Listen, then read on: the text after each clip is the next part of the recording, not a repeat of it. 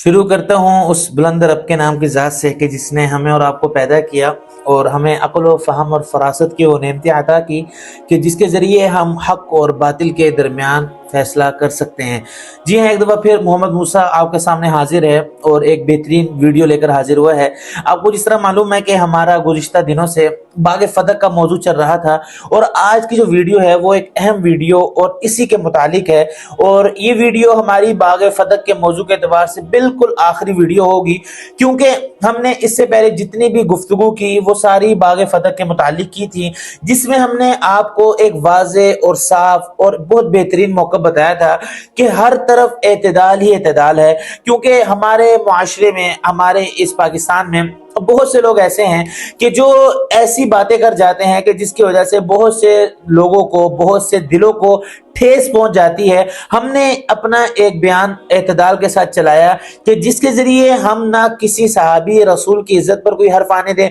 ना अहले बैत रज़ियल्लाहु ताला अन्हुम अजमाइन की इज्जत पर कोई हर्फ को आने दें। आज जो हमारी गुफ्तगू है वो बहुत बड़ी मारिकतुल आरा गुफ्तगू है, जिस हदीस पाक को लेकर जनाबे हजरत अबू बकर सिद्दीक रज़ियल्लाहु ताला अन्हु और जनाबे हजरत फातिमा ज़हरा रज़ियल्लाहु ताला के दरमियान कशीदगी को जाहिर किया जाता है, इसके दरमियान में आज हमने गुफ्तगू करनी है और आपको बताना है कि हकीकत क्या है और सच क्या है। जी हाँ, आप बुखारी शरीफ की हदीस मुबारक मेरी स्क्रीन पे भी देख रहे हैं कि आपको मालूम है इस हदीस मुबारक में वाज़े तौर पर मौजूद है कि अल्लाह के नबी आप सल्लल्लाहु अलैहि वसल्लम की जो बेटी हजरत फातिमा ज़हरा रज़ियल्लाहु ताला अन्हा हजरत अबू बकर सिद्दीक रज़ियल्लाहु ताला के पास तशरीफ लाई, उन्होंने बाग़ फ़दक का मुतालबा किया तो हजरत अबू बकर सिद्दीक रज़ियल्लाहु ताला उन्होंने हदीस मुबारक इरशाद फरमाई कि ला नूरी सुमा तरकना सदका, कि अल्लाह के नबी का जो माल होता है वो सदका नहीं होता। उसके बाद हजरत फातिमा ज़हरा रज़ियल्लाहु ताला के बारे में इस हदीस मुबारक में ये लिखा हुआ है, मैं आपके सामने हाईलाइट भी कर रहा हूं कि आपने इस वाक़े के बाद जनाब हजरत अबू बकर सिद्दीक रज़ियल्लाहु ताला अन्हु से गुफ्तगू नहीं फरमाई और आप इस दुनिया से तशरीफ ले गई। ये हदीस मुबारक जो है ये अक्सर जो है हमारे सामने पेश आती है और इससे बहुत ज्यादा तशवीश भी पाई जाती है और लोग एक दूसरे से इख्तिलाफ भी करते हैं। आज थोड़ी सी इसकी बात करेंगे और यकीन है कि जब आप इस बात को सुन लेंगे और आप इस वीडियो को देख लेंगे उसके बाद आप कभी भी इस वाक़े में, इस मामले में उलझेंगे नहीं। देखिए, जब भी कोई बात करता है या जब भी कोई आपके सामने अपना मौक़िफ़ पेश करता है तो उसके मौक़िफ़ की तहकीक करनी चाहिए और उसको तलाश करना चाहिए कि आया कि ये बात सही है या ये बात सही नहीं है। इसी तरह जब आपके सामने कोई हदीस मुबारक पेश करे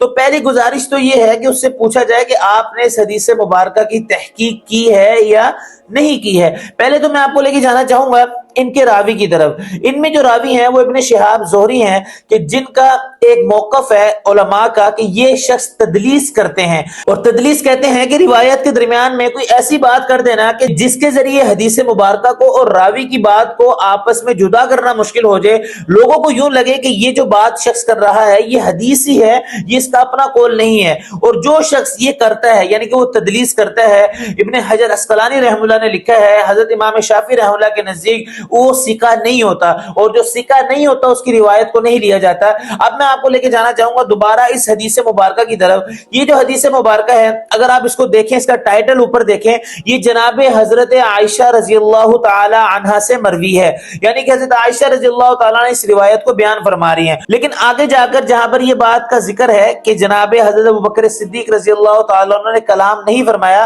वहां पर अगर आप थोड़ा सा पीछे देखें तो आपको काला का लफ्ज नजर आएगा। ये काला का लफ्ज मुजक्कर के लिए इस्तेमाल होता है और मोनस के लिए इस्तेमाल नहीं होता। अगर देखा जाए पीछे तो रिवायत करने वाली जनाबे हजरत आयशा सिद्दीका रज़ियल्लाहु ताला अन्हा है, लेकिन आगे जाके उनकी तरफ इशारा करने की बजाय लफ्ज काला को ऐड कर दिया गया और लफ्ज काला मुजक्कर के लिए आता है, मुन्नस के लिए नहीं आता। तो जिसे बात समझ आती है यहाँ पर जनाबे हजरत आयशा रज़ियल्लाहु ताला अन्हा मुराद नहीं है, बल्कि यहाँ पर कोई मुजक्कर यानी कि मर्द मुराद है जो ये बात आगे करने लगा है कि हजरत फातिमा ज़हरा रज़ियल्लाहु ताला अन्हा ने कलाम नहीं किया। ये बात आपको समझ आ गई। जब ये बात आपको समझ आ गई तो आपको ये बात भी समझनी चाहिए कि यहाँ पर ये इब्न शिहाब ज़ुहरी का अपना कौल है और उन्होंने यहां पर तदलीस की है। और मैंने आपको पहले मौका बता दिया کہ جو شخص تدلیس کرتا ہے وہ ثقہ نہیں ہوتا، لہذا اس کی روایت کو نہیں لیا جاتا۔ یہ بات میں نے آپ کے سامنے اس لیے رکھی، اگر ہم حدیث مبارکہ پر غور و فکر کریں گے، حدیث مبارکہ کی تحقیق کریں گے، تو ہمیں معلوم ہوگا یہ جو پچھلا حصہ ہے وہاں تک تو حدیث مبارکہ ہے، لیکن جو اگلا حصہ ہے جہاں پر اس بات کا ذکر ہے کہ جناب حضرت فاطمہ الزہرا رضی اللہ تعالیٰ نے کلام نہیں فرمایا، یہ حدیث کا حصہ نہیں ہے، یہ بلکہ کسی کا اپنا قول ہے، اور وہ ابن شہاب زہری کا قول ہے، جس سے بات سمجھ آتی ہے کہ یہ حدیث کا حصہ نہیں ہے۔ دوسری بات جو کہ میں آپ کے سامنے بڑی امپورٹنٹ کرنے لگا ہوں، جس کے ذریعے آپ کو معلوم ہوگا حدیث مبارکہ کہ جہاں پر حضرت فاطمہ الزہرا اور جناب حضرت ابوبکر صدیق رضی اللہ تعالی عنہما کا واقعہ آپ کو ملے گا، یہ 36 جگہ پر یہ حدیث وارد ہوئی ہے اور یہ واقعہ مذکور ہوا ہے، جس میں 11 جگہ پر یہ جو واقعہ ہے یہ روایت کرنے والے یہ جناب ابن شہاب زہری نہیں ہے، بلکہ اس کو نقل کرنے والے وہ اور ہیں، یعنی کہ اور سے مراد یہ ہے کہ وہاں حضرت عائشہ رضی اللہ تعالیٰ سے روایت نہیں کی گئی، بلکہ وہاں پر کبھی حضرت طفیل کبھی حضرت ابو ہریرہ رضی اللہ تعالیٰ عنہ سے روایت کی گئی، اور وہاں پر ناراضگی کا ذکر ہی نہیں ہے۔ 36 میں سے ہم نے 11 جگہوں کو نکالا تو ہمارے پاس رہ گئی ٹوٹل 25 جگہ، اور 25 جگہ پر جہاں پر ابن شہاب زہری کا قول ہے ان میں سے بھی 9 جگہ پر آپ کو یہ بات ملے گی کہ جہاں پر ناراضگی کا ذکر نہیں ہے، چاہے آپ مصنف عبد الرزاق کو اٹھا لیں، چاہے آپ جو ہے نا ابو داؤد شریف کو اٹھا لیں، چاہے آپ اس کے علاوہ اور کتابیں اٹھا لیں، تو گویا کہ جب ہم نے 25 میں سے 9 کو نکالا اور 16 جو باقی رہ گئی وہاں پر ابن شہاب زہری کا اپنا قول موجود ہے کہ جناب حضرت فاطمہ الزہرا رضی اللہ تعالی عنہ جو ہے نا وہ ناراض ہوئی۔ اب میں یہ بات کرنا چاہتا ہوں ان تمام باتوں کے بعد کہ اگر حضرت فاطمہ الزہرا رضی اللہ تعالی عنہ کی ناراضگی کا ذکر ملتا تو جناب حضرت ابو ہریرہ اور صحابہ کرام رضی اللہ تعالی عنہ اجمعین نے وہاں پر نقل نہیں کیا، جس سے بات سمجھ آتی ہے کہ ناراضگی نہیں ہوئی، اور جہاں پر ناراضگی کا ذکر ہے یہ جناب حضرت فاطمہ الزہرا رضی اللہ تعالی کی طرف اس قول کی نسبت جو کی گئی ہے وہ ابن شہاب زہری کی طرف سے کی گئی ہے، اور گویا کہ یہ راوی کا اپنا قول ہے اور اس نے تدلیس کی ہے، اور تدلیس کا کوئی اعتبار نہیں ہوتا۔ تیسری بات اور آخری بات جو کہ میں آپ کے سامنے کرنے لگا ہوں، اگر کوئی شخص یہ کہے کہ یہ روایت جو ہے نا وہ بخاری شریف میں ملتی ہے، تو میں آپ کو بتانا چاہتا ہوں کہ جناب حضرت انور شاہ کشمیری رحم اللہ نے یہ بات لکھی ہے کہ جہاں کہیں بھی بخاری شریف میں ایسی روایت ملی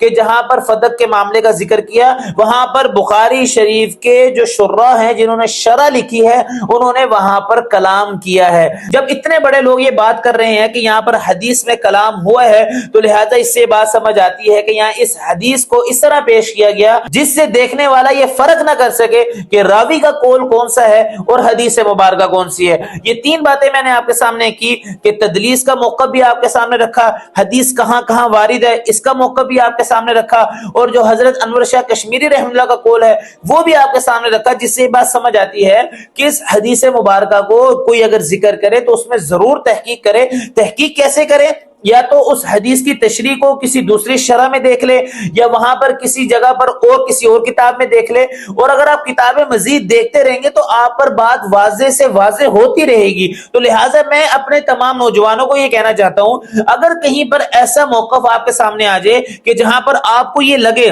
کہ نعوذ باللہ جناب حضرات صحابہ کرام اور جناب حضرات اہل بیت رضی اللہ تعالی عنہم اجمعین اگر آپس میں مخالف ہو رہے ہو، تو آپ ضرور اس بات کی تحقیق کریں اور اس بات کی گہرائی میں جائیں، تو آپ کو انشاءاللہ سمجھ آ جائے گی کہ یہاں حقیقت کیا ہے اور ہم سے چھپایا کیا جا رہا ہے۔ یہ بات میں نے اس لیے کی تاکہ جو نوجوان ہم سے اہل سنت والجماعت کے بھائی ہم سے سوال کرتے ہیں ان کے سامنے یہ موقع آ جائے کہ حقیقت کیا ہے، اور انشاءاللہ امید ہے آپ کو یہ بات سمجھ آئی ہوگی۔ انشاءاللہ آپ اس کے بعد اس معاملے میں کبھی بھی الجھن کا شکار نہیں ہوں گے۔ یہ تھی ہماری گفتگو آپ کے سامنے، امید کرتا ہوں انشاءاللہ آپ کو سمجھ آئی ہوگی۔ ملتے ہیں اس ویڈیو میں، اگلی ویڈیو تک کے لیے اجازت دیجیے گا، دعاؤں میں یاد رکھیے گا۔ اللہ حافظ۔